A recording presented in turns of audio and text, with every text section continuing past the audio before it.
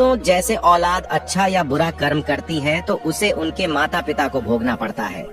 ठीक उसी प्रकार माता पिता के अच्छे और बुरे कर्मों का फल उनकी औलाद को मिलता है और उन्हें भोगना पड़ता है।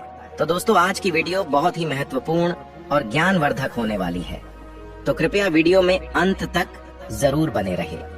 तो चलिए कहानी को शुरू करते हैं। एक समय की बात है, एक महान तपस्वी अपने आश्रम में रहता था। एक दिन उसकी पत्नी ने पूछा, स्वामी, क्या माता पिता के अच्छे और बुरे कर्मों का फल उनकी संतान को भोगना पड़ता है? तभी महात्मा ने कहा, हे देवी, माता पिता के अच्छे और बुरे कर्मों का फल उनकी संतान को अवश्य ही भोगना पड़ता है। आज मैं आपको एक प्राचीन कथा सुनाता हूँ, जिसे सुनने के बाद आपको पता चल जाएगा कि कैसे माता पिता के अच्छे और बुरे कर्मों का फल उनकी औलाद को मिलता है और उन्हें भोगना पड़ता है। फिर महात्मा ने कथा को सुनाना आरंभ करते हैं और कहते हैं, हे देवी, प्राचीन समय की बात है, एक गांव में एक गरीब आदमी रहता था। वह बहुत ही गरीब था। किसी तरह से मेहनत मजदूरी करके अपने घर का पालन पोषण करता था। उसे मजदूरी में दिन भर काम करने के बाद 50 रुपए मिलते थे। उसमें से वह 25 रुपए रोजाना दान करता था और 25 रुपए में अपने परिवार का पालन पोषण करता था। इस प्रकार कुछ समय बीतने के बाद उसके घर में एक लड़के का जन्म हुआ। उस गरीब आदमी के परिवार में अब कुल 3 सदस्य हो गए, 2 पति पत्नी और एक लड़का।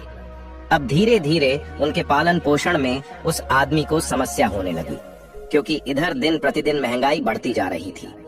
फिर महात्मा ने कहा, हे देवी, एक दिन की बात है, उस आदमी के लड़के ने अपने पिता से पूछा, पिताजी, आप रोजाना 50 रुपए कमाते हैं, जिसमें से आप 25 रुपए रोज दान कर देते हैं, और 25 रुपए में हम अपना गुजारा कैसे कर पाएंगे? उस आदमी को चुपचाप देखकर उसकी पत्नी ने कहा, बेटा, ऐसी कोई बात नहीं है। तुम्हारे पिताजी रोज 50 रुपए कमाते हैं और 25 रुपए दान कर देते हैं। ये तुम्हारे लिए ही दान करते हैं, दूसरों के लिए नहीं। लेकिन वह लड़का इस बात को नहीं समझ पाया, क्योंकि वह लड़का बहुत ही छोटा सा था। महात्मा ने कहा, हे देवी, इसी तरह से कुछ समय बीतता गया और उस गरीब आदमी का लड़का धीरे धीरे बड़ा होने लगा और उस लड़के की उम्र 7 वर्ष की हो गई। इधर एक दिन वह आदमी काम करके शाम के समय वापस अपने घर लौट रहा था। तभी रास्ते में एक काला भैंसा आया और आकर उस गरीब आदमी को मारने लगा। उस भैंस के मारने की वजह से उस आदमी की वहीं पर मृत्यु हो गई। जब उस आदमी की पत्नी और उसके लड़के को पिता की मृत्यु की खबर मिली तो उनको बड़ा दुख हुआ। फिर एक दिन उस गरीब आदमी के लड़के ने अपनी माँ से पूछा कि माँ, हमारे पिताजी कहाँ चले गए हैं? उस गरीब आदमी की पत्नी ने कहा कि बेटा, तुम्हारे पिताजी हम सबको छोड़कर यमपुरी में यमराज के पास चले गए हैं। तब बेटे ने कहा, जब पिताजी थे तो रोजाना 50 रुपए कमाते थे और 25 रुपए की बचत करते थे। हमारा पालन पोषण उसी 25 रुपए में करते और बाकी के 25 रुपए वह दान करते थे। अब हमारा पालन पोषण कैसे होगा? कैसे हमारा पेट भरेगा? फिर माँ ने अपने बेटे से कहा, बेटा, जिस घर में गरीबी होती है उसका कोई सहायक नहीं होता है। उससे सभी दूर भागने लगते हैं सिवाय भगवान के, क्योंकि वही गरीबों के सहायक होते हैं। फिर बेटे ने अपनी माँ से कहा कि माँ, ऐसा मत सोचो, मैं यमराज के पास जाऊंगा और अपने पिताजी को वापस लेकर आऊंगा। हमारी गरीबी देखकर यमराज को हमारे ऊपर अवश्य दया आ जाएगी और वह हमारे पिताजी को मेरे साथ अवश्य भेज देंगे। फिर महात्मा ने कहा, हे देवी, उस छोटे से बच्चे की बात पर उसकी माँ ने ध्यान नहीं दिया। फिर एक दिन की बात है, उस गरीब आदमी की पत्नी अपने लड़के को घर पर अकेला छोड़कर गांव में काम करने के लिए चली गई। और उधर जो उसका लड़का था, उसने मन में सोचा कि मैं यमराज के पास जाता हूँ और अपने पिताजी को लेकर आता हूँ। ऐसा सोचकर वह लड़का अपने पिताजी को लाने के लिए अपने घर से चल देता है। उस लड़के को चलते चलते काफी समय बीत गया। फिर उसे थकान का अनुभव हुआ और वह एक बहुत ही विशाल आम के पेड़ को देखकर उसकी छाया में जाकर के बैठ गया। तभी उस आम के पेड़ ने मनुष्य की आवाज में कहा कि बेटा, तुम कौन हो और कहाँ जा रहे हो? मेरी छाया में आज तक तुम्हारे जैसा कोमल बालक नहीं आया है। फिर उस लड़के ने कहा कि मैं एक गरीब आदमी का बेटा हूँ और अपने पिताजी को लाने के लिए यमराज के पास जा रहा हूँ। उस आम के पेड़ ने जब उसकी यह बात सुनी तो उसने कहा कि बेटा, तू मेरे लिए भी यमराज से एक प्रश्न पूछ कर आना कि मैं कई वर्षों से यहाँ पर लगा हुआ हूँ, लेकिन मेरा एक भी पत्ता जमीन पर नीचे नहीं गिरता है और ना ही मेरी डालियां सूखती हैं। मैं कितने वर्षों तक और यहाँ पर खड़ा रहूंगा? मैंने अपने पूर्व जन्म में ऐसा कौन सा पाप किया था जिस कारण से मुझे इस योनि से मुक्ति नहीं मिल पा रही है? इसका कौन सा कारण है? तब उस लड़के ने कहा कि ठीक है, मैं यमराज से तुम्हारा यह प्रश्न जरूर पूछकर आऊंगा। महात्मा ने कहा, हे देवी। इतना कहकर वह लड़का वहां से आगे जाता है और चलते चलते रास्ते में उसे एक इच्छाधारी सर्प मिला। उस सर्प को देखकर वह लड़का डर के मारे कांपने लगा और वहां से भागने ही वाला था। तभी वह सर्प मनुष्य की आवाज में बोलने लगा, बेटा, तुम मुझसे डरो मत। मुझे इतना बताओ कि तुम कौन हो और कहां जा रहे हो? वह लड़का उस सर्प के पास गया और हाथ जोड़कर कहने लगा, हे नागराज, मैं गरीब आदमी का बेटा हूँ और मैं यमराज के पास अपने पिताजी को लाने के लिए जा रहा हूँ। उस सर्प ने कहा कि बेटा, तुम यमराज से मेरा एक प्रश्न पूछ कर आना। मैं कई वर्षों से यहाँ पर पड़ा हुआ हूँ, मेरे से अब चला भी नहीं जाता। मेरे शरीर में इतनी भी जान नहीं है कि मैं थोड़ा सा भी चल फिर सकूं। मैंने अपने पूर्व जन्म में ऐसा कौन सा पाप किया था जिस कारण से मुझे इस योनि से मुक्ति नहीं मिल पा रही है? इसका कौन सा कारण है? तब उस लड़के ने कहा कि ठीक है, मैं यमराज से तुम्हारा यह प्रश्न पूछकर जरूर आऊंगा। महात्मा ने कहा, हे देवी। इतना कहकर वह लड़का आगे चलने लगा। फिर चलते चलते रास्ते में उसे एक किसान मिला। किसान ने कहा कि बेटा, तुम कौन हो? कहाँ जा रहे हो? देखने में तो तुम बड़े ही सुकुमार और कोमल लग रहे हो। फिर उस लड़के ने कहा कि मैं एक गरीब आदमी का बेटा हूँ और मैं यमराज के पास अपने पिताजी को लाने के लिए जा रहा हूँ। फिर उस किसान ने कहा कि तुम यमराज से मेरा एक प्रश्न पूछ कर आना। मैं चलते हुए राहगीरों की प्यास बुझाने के लिए कई सालों से यहाँ पर एक बावड़ी खुदवा रहा हूँ, लेकिन इसमें पानी अभी तक नहीं निकला है। मैंने अपने पूर्व जन्म में ऐसा कौन सा पाप किया था जिस कारण से इस बावड़ी में अभी तक पानी नहीं निकला है? मैंने इसमें बहुत सारे पैसे भी खर्च कर दिए हैं। इसका क्या कारण है? उस लड़के ने कहा, ठीक है, मैं यमराज से तुम्हारा यह प्रश्न जरूर पूछ कर आऊंगा। महात्मा ने कहा, हे देवी। इतना कहकर वह लड़का वहां से आगे की ओर चलने लगा। चलते चलते रास्ते में उसे एक बहुत बड़ा तालाब मिला। फिर वह लड़का तालाब के किनारे पर गया और पानी पीने लगा। तभी उस तालाब से तैरती हुई एक बतख आई और कहने लगी, बेटा, तुम कौन हो और कहाँ जा रहे हो? तब उस लड़के ने कहा कि मैं गरीब आदमी का बेटा हूँ और मैं यमराज के पास मेरे पिताजी को लाने के लिए जा रहा हूँ। महात्मा ने कहा, हे देवी। उस लड़के की बात सुनकर उस बतख ने कहा कि बेटा, तुम यमराज से मेरा एक प्रश्न पूछ कर आना। कई वर्षों से मैं इस तालाब में भटक रही हूँ। मेरी 7 पीढ़ियां गुजर गई हैं, परंतु मैं अभी तक इसी तालाब में रह रही हूँ। मैंने अपने पूर्व जन्म में ऐसा कौन सा पाप किया था जिसके कारण मुझे इस योनि से मुक्ति नहीं मिल पा रही है? इसका क्या कारण है?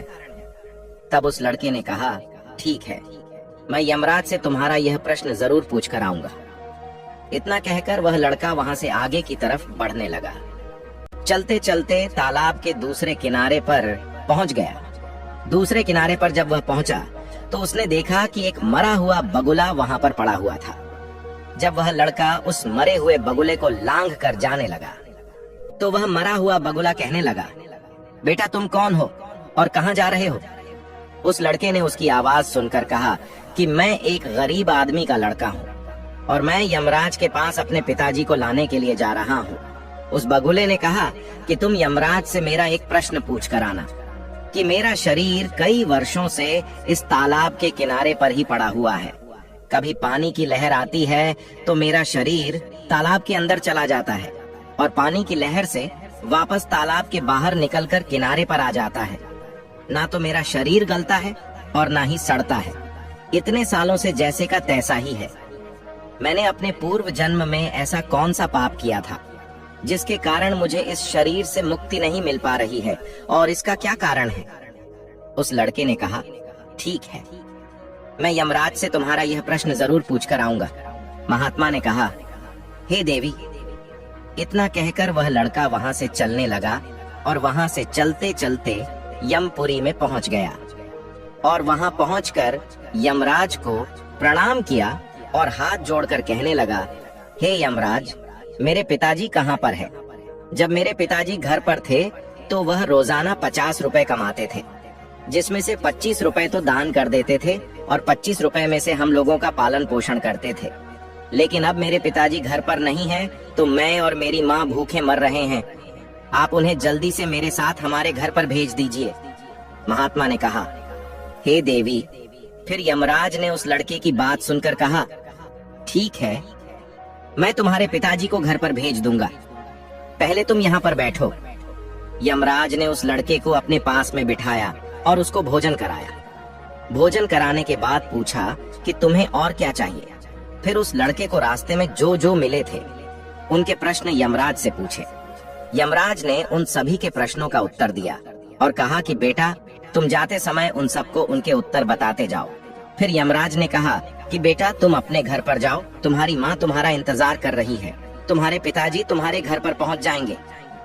फिर वह लड़का यमराज को प्रणाम करके वहाँ से वापस अपने घर के लिए चलने लगा।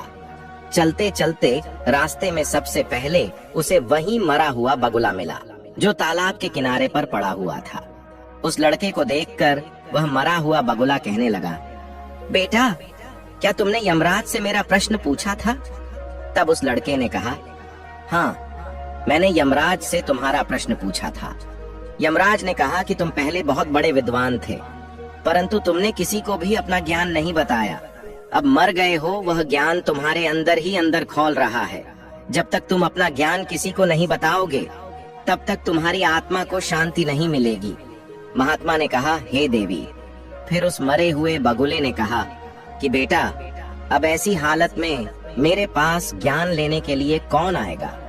तुम मेरा ज्ञान ले लो। फिर उसने उस लड़के को जितना भी उसके पास ज्ञान था वह सारा ज्ञान उस लड़के को दे दिया और ज्ञान देने के बाद तुरंत ही उसकी आत्मा को मोक्ष की प्राप्ति हो गई। फिर वह लड़का आगे चल पड़ा। चलते चलते उसे वहीं बतख मिली। बतख ने कहा कि बेटा, क्या तुमने यमराज से मेरा प्रश्न पूछा था? उस लड़के ने कहा कि हाँ, यमराज से मैंने तुम्हारा प्रश्न पूछा था। उन्होंने कहा कि तुम्हारे अंदर अमृत है, जब तक तुम इस अमृत को किसी को नहीं दोगी तब तक तुम ऐसे ही व्याकुल रहोगी। बतख ने कहा कि बेटा, अब कौन मिलेगा मुझे, तुम ही मेरा अमृत ले लो। फिर बतख ने अपना अमृत उस लड़के को दे दिया और अमृत देते ही उस बतख की आत्मा को मोक्ष की प्राप्ति हो गई। इसी तरह से वह लड़का वहां से आगे बढ़ने लगा। फिर चलते चलते रास्ते में उसे वही किसान मिला जो राहगीरों के लिए बावड़ी खुदवा रहा था। उस किसान ने जैसे ही उस लड़के को देखा तो बड़े प्रेम से हाथ जोड़ करके कहने लगा कि बेटा, क्या तुमने यमराज से मेरा प्रश्न पूछा था? उस लड़के ने कहा, हाँ, पूछा था। यमराज ने कहा कि आपके घर में एक जवान कन्या कुंवारी बैठी हुई है। जब तक आप उस लड़की का विवाह नहीं करोगे और कन्यादान नहीं करोगे, तब तक इस बावड़ी में पानी नहीं निकलेगा। पहले जो तुम्हारा कर्म है उसे पूरा करो। जो ईश्वर ने तुमको दायित्व सौंपा है उस पर ध्यान दो। पहले आप कन्यादान करो, उसके बाद इस बावड़ी को खुदवाओ। फिर उस किसान ने कहा कि मैं अपनी लड़की के लिए लड़का कहाँ ढूंढने के लिए जाऊंगा? तुम मुझे बहुत ही सीधे साधे स्वभाव के दिख रहे हो और सुंदर भी हो और देखने में बहुत ही अच्छे लग रहे हो, इसलिए बेटा तुम ही मेरी लड़की से विवाह कर लो। महात्मा ने कहा, हे देवी। फिर उस किसान ने अपनी लड़की का विवाह उस लड़के के साथ कर दिया। फिर किसान ने अपनी लड़की को बहुत सारा धन देकर विदा कर दिया। फिर वह लड़का आगे चला। चलते चलते रास्ते में उसको वहीं इच्छाधारी सर्प मिला। उस सर्प ने कहा कि बेटा, क्या तुमने यमराज से मेरा प्रश्न पूछा था? तब उस लड़के ने कहा कि हाँ, पूछा था। यमराज ने कहा कि तुम्हारे पास जो नागमणि है, तुम उस नागमणि को धरती पर नहीं उगलते हो और न कभी किसी को दान दिया है। जब तक तुम इस नागमणि का दान नहीं करोगे तब तक तुम्हारा शरीर ऐसे ही बना रहेगा। फिर उस सर्प ने कहा कि बेटा, मैं यह नागमणि अब किसको दूं? इस नागमणि को तुम ही ले लो। फिर उस सर्प ने अपनी नागमणि को उस लड़के को दे दिया। नागमणि को देते ही उस सर्प की आत्मा को मोक्ष की प्राप्ति हो गई। इस तरह से वह लड़का अपनी पत्नी को लेकर फिर आगे चलने लगा। फिर चलते चलते रास्ते में उसे वही आम का विशाल पेड़ मिला जिसकी छाया में उसने विश्राम किया था। उसने पूछा कि बेटा, क्या तुमने यमराज से मेरा प्रश्न पूछा था? उसने कहा, हाँ, पूछा था। यमराज ने कहा कि पूर्व जन्म में तुम्हारा काम स्कूल में बच्चों को शिक्षा देना था। तुम्हारा पद एक गुरु का था, परंतु तुमने अपने पद का सही इस्तेमाल नहीं किया। तुम शिक्षा देने के बदले में छोटे छोटे बच्चों से अपना काम करवाते थे और उन्हें अच्छी तरह से शिक्षा नहीं देते थे। तुम पूर्व जन्म में बहुत बड़े विद्वान थे, परंतु तुमने उन बच्चों को शिक्षा नहीं दी। उन्हीं बच्चों के श्राप के कारण तुम हिल डुल नहीं सकते। तुम्हारे अंदर जो ज्ञान भरा हुआ है उसे किसी को दे दो, इसके बाद में तुम्हें मोक्ष की प्राप्ति होगी। महात्मा ने कहा, हे देवी। उस लड़के की बात सुनकर उस आम के पेड़ ने कहा कि मैं यह ज्ञान किसे दूंगा, तुम ही ले लो। फिर उस आम के पेड़ ने उस लड़के को अपना जितना भी उसके पास ज्ञान था सब दे दिया। जैसे ही उस आम के पेड़ ने उस लड़के को अपना ज्ञान दिया तो उसकी भी आत्मा को शांति मिल गई और वह उस पेड़ की योनि से मुक्त हो गया। वह लड़का अपनी पत्नी के साथ चलते चलते अपने घर पहुंच गया। जब वह लड़का अपने घर पर पहुंचा तो उस लड़के की माँ उसको देखकर बड़ी खुश हुई और कहने लगी कि बेटा, तुम कहाँ पर चले गए थे और यह लड़की तुम्हारे साथ में कौन है? फिर उस लड़के ने जो भी उसके साथ घटनाएं घटी थीं, वह सब कुछ अपनी माँ को बता दिया। फिर महात्मा ने कहा, हे देवी, अब उस लड़के को ज्ञान हो चुका था कि उसके पिताजी वापस नहीं आ सकते हैं। अब उनकी मुक्ति हो चुकी है। उसके पिताजी ने जो दान धर्म किया था उसका फल उस लड़के को यमराज ने दे दिया।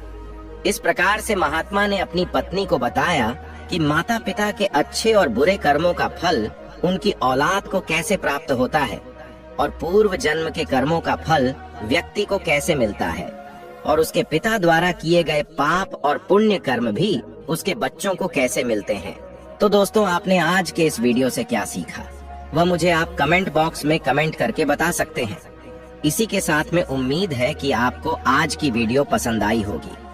अगर पसंद आई हो तो इस वीडियो को एक लाइक करें और उस इंसान को शेयर करें जिससे यह कहानी सुनने की जरूरत है। और उसी के ठीक बाद हमारे चैनल बोधि इनसाइट्स को सब्सक्राइब करें।